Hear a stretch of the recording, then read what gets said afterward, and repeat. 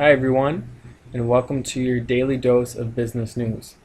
One of the main topics today in business is CSR. I don't know if you've heard of CSR before, but if you're in business, you probably have. CSR stands for Corporate Social Responsibility.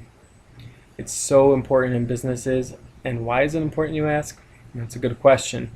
CSR basically means that a business is trying to make sure that they not only care about and make a positive impact for their employees, but also for their customers and also for the environment surrounding their organization.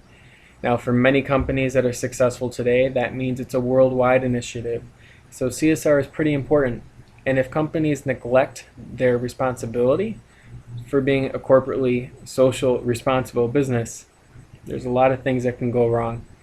One of the examples that I'll use just to drive that point home of how important CSR is Nike. I'm sure you've heard of Nike before. Nike is a huge industry and it's worldwide. Nike is known for its amazing athletic equipment, shoes, shirts, shorts. Heck, I'm a huge fan of them too. I've got my Nike Air Maxes. I've got my Nike Dry Fit long sleeve white tee. And I've also got these pair of Nike shorts.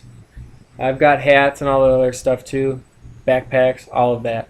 But that's just to name a few. Nike is huge, and I'm a huge fan of Nike.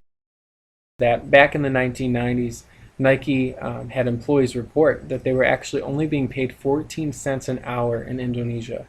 That's an incredibly low wage for what they were doing. Now, on top of that, there was also reports of employers marching women out of the warehouses that they were working in. And the reason why that was bad is because these women were being abused at work only because, and listen to this, the reason is because the shoes that they were wearing weren't regulation. Now obviously we know that there's a more appropriate way to handle that issue, but instead the employers were actually and subcontractors were actually pushing the women out and not letting them stay in the building. Now that's pretty bad. So among all of those reports, in addition to other reports of the warehouses being very poor in their air quality and working conditions in general, these are just not safe environments. So these reports got out, media jumped on these reports, and all of a sudden, pretty much all over the world, people were really upset with Nike for treating their employees terribly. It just wasn't good. They were neglecting their corporate social responsibility, that CSR we were talking about.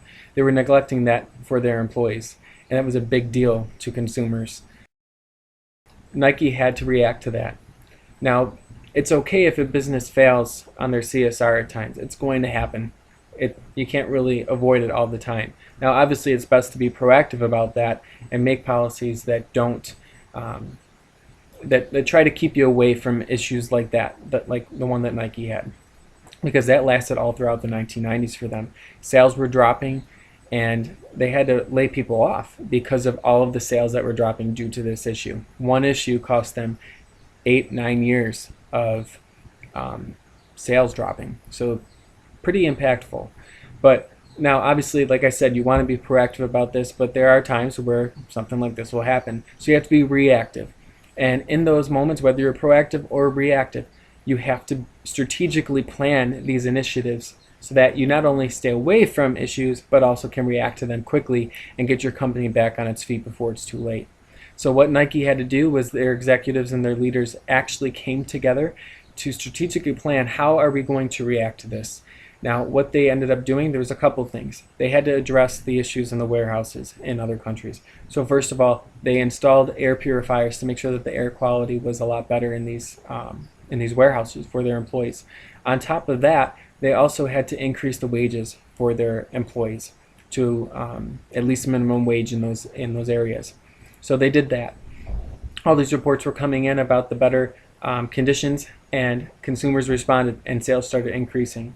Now, to keep that going, Nike also started releasing public reports of the conditions of their warehouses and the conditions of the employees there, and employee feedback. This is to create a transparent view into how Nike is treating their employees, not only in terms of wages, but warehouse conditions and working conditions. So all that together, Nike executives and leaders strategically planned how to react to that issue in order to get back on its feet. Now, looking at Nike today, you would think that nothing ever happened bad to them. They have amazing sales surpassing $28 billion a year. That's incredible. And on top of that, they're still the #1 brand and hold 62% of the cost share in America. That's huge. That's more than like 5 other brands combined, including Adidas and Asics, which are other huge brands. So you know Nike's doing something good.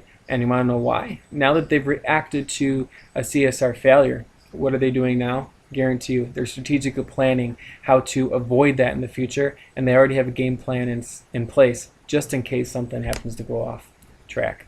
So that's a little bit of a snapshot for you for Nike as an example of how important CSR really is. Companies should be very concerned of their CSR if they want to be successful and grow into a multinational corporation. So thank you for listening, and we'll see you next time.